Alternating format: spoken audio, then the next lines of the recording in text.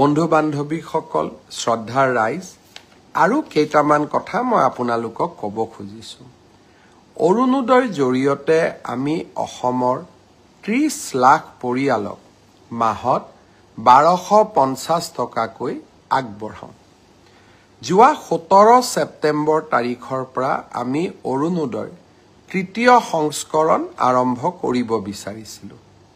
তাৰ পিছত আমি 25 তাৰিখৰ দিনটো ধাৰ্য কৰিছিলো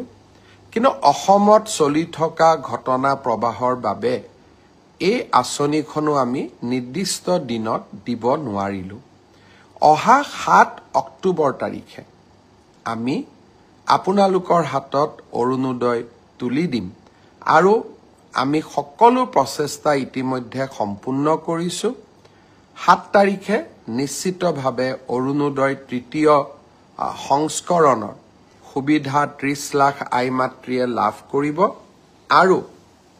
আমি তাৰ পিছত প্ৰতি মাহে নিৰন্তৰ কৰি আপোনালোকক এই পুঁজি যোগান ধৰি যাম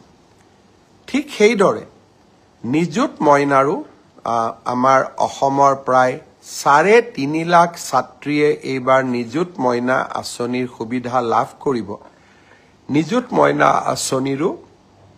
আমি যেহেতু প্ৰথম কিস্তিৰ ধন আমি চেক যোগে দিওঁ বেংকক আমি চেকসমূহ বনাব দিছো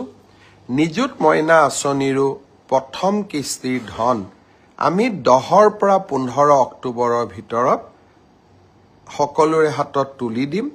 আৰু তাৰ পৰৱৰ্তী মাহৰ পিছত সকলোৱে বেংক যোগে নিযুত মইনা আঁচনিৰ ধন লাভ কৰি থাকিব